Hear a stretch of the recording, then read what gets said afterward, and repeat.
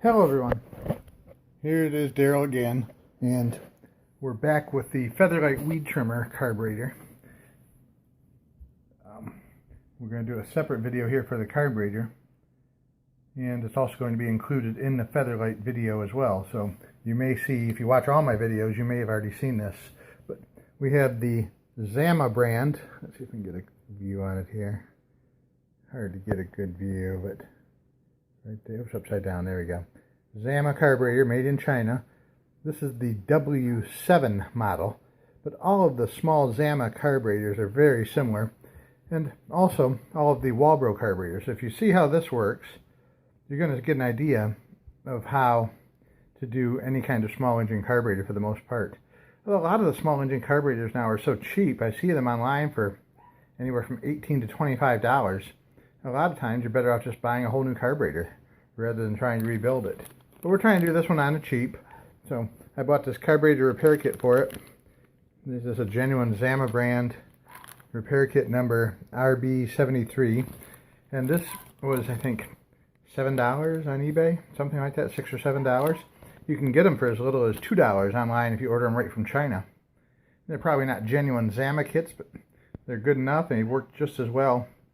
So first we're going to go over the disassembly steps again, and then we'll show you the reassembly kit steps and give you a few tricks and tips along the way, because some of this is going to be a little different than you might think.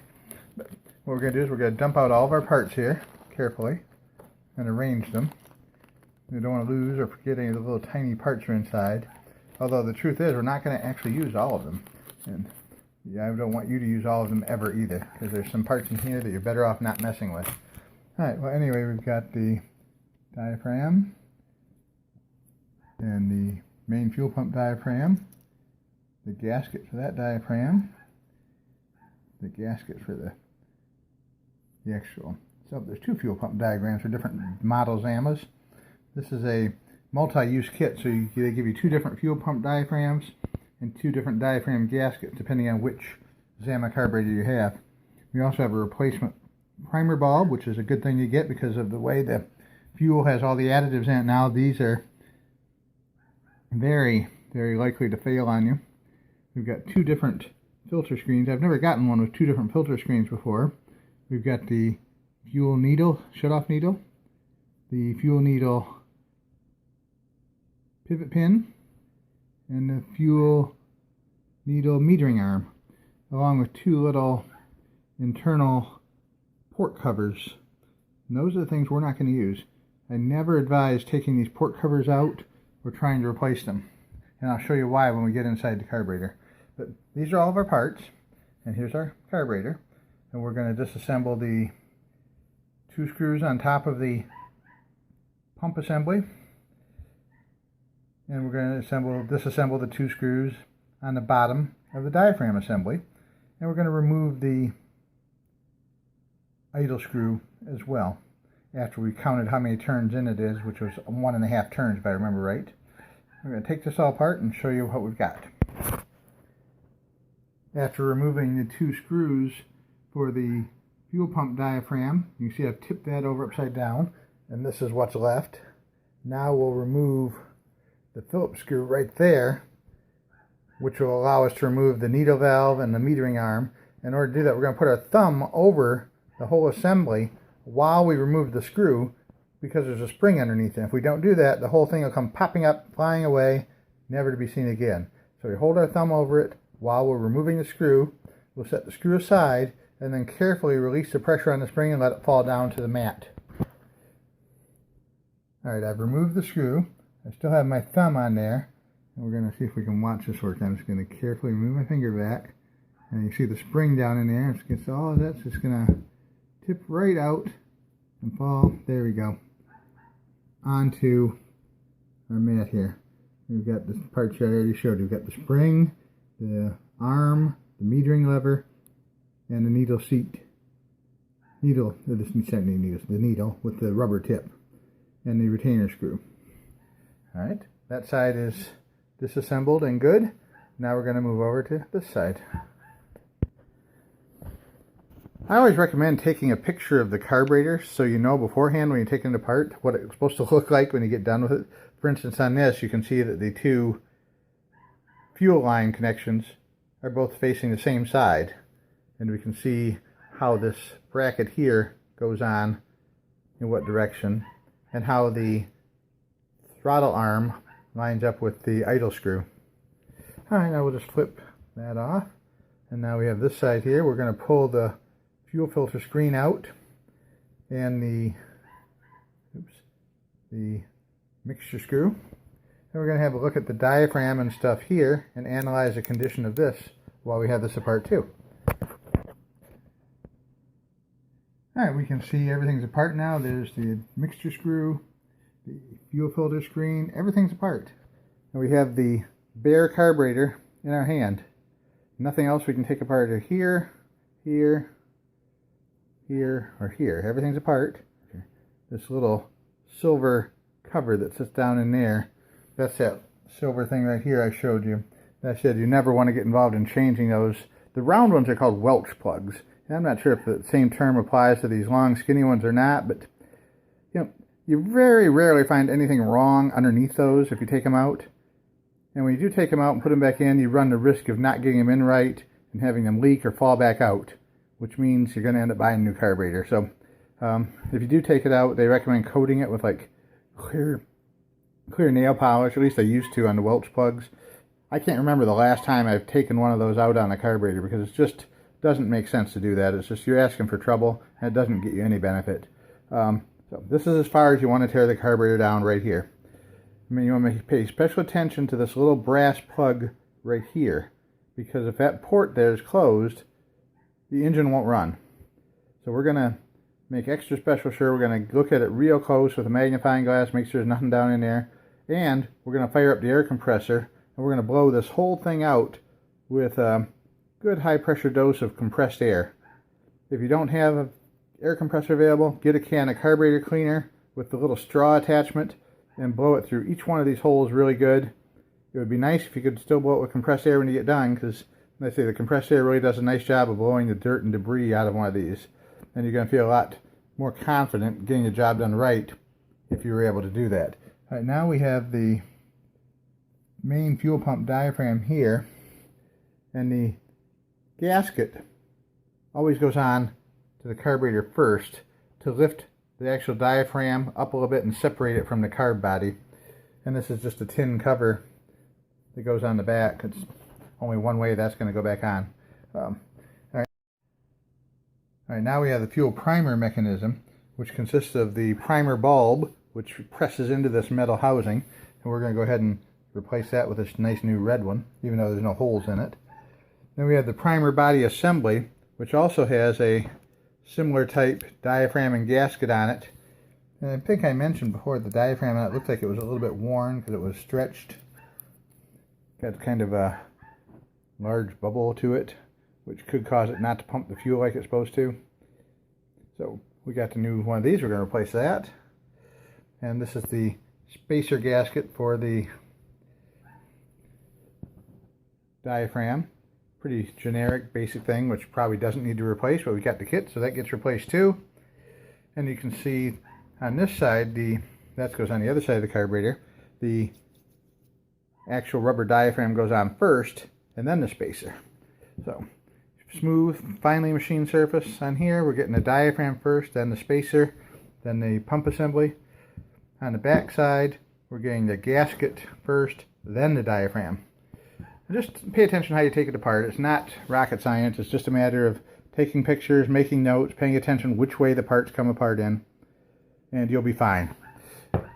Same thing applies to the pump mechanism here that we talked about on the carburetor itself. We're going to spray all these little holes and the tube with carburetor cleaner, and then we're going to blow it out with the air compressor so it's nice and clean inside and everything works the way it's supposed to. So there you go. I'm going to go outside and do that and bring it back in when we're done. Take care of my little barking dog too. I'm trying to get him to go potty outside and he's just giving me a hard time today. But we'll let him in too. Well, we used quite a bit of carburetor cleaner and a lot of compressed air, and now we're going to begin the reassembly process. But all in all, we're going to put it back together. We're going to always start with the needle and fuel metering assembly here. The first step is to get the carburetor level, drop the little spring into place. I wish I had my tripod here with me, but then once we get that into place, we're going to take the metering arm, hook the needle assembly through that little tab there, and then gently press it down into place. Oh, we got to slide the cross pin. We'll slide the cross pin through too. Hold it just like this with the cross pin and the needle, and gently push it into place on top of the spring. Hold it with my finger and install the screw.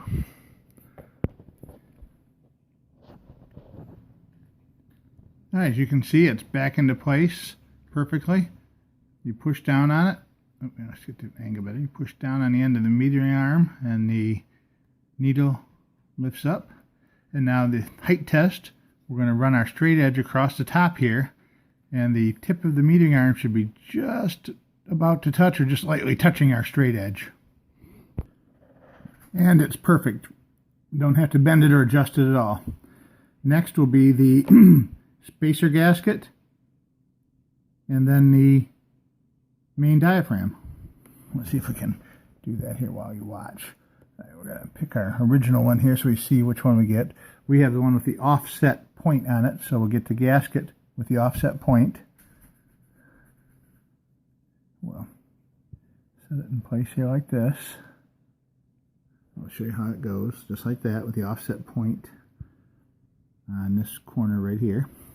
And now the diaphragm is going to have the exact same thing. The big side of the steel is going to point downward because that little bump on that is what pushes down on the metering arm and opens up the flow of fuel into the carburetor. So we're going to lay this on top next.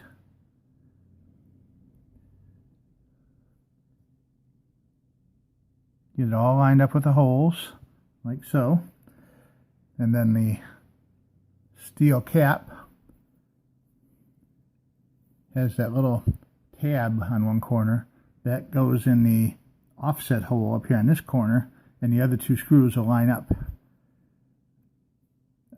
We insert our new fuel filter screen on top of the hole, and then we'll find something flat and round to push it down into the hole with, possibly just a little dowel pin, the end of a nail with a head on it, a pencil eraser, maybe if it's a big enough hole, which I don't think this one is. Or if worse comes to worse, we can use a screwdriver tip, but you gotta be careful to get it evenly all the way around so it doesn't go sideways. In this case, I used the mixture needle because it has a nice round flat tip on it. I just set it right on top and I carefully pushed down, alternating side to side.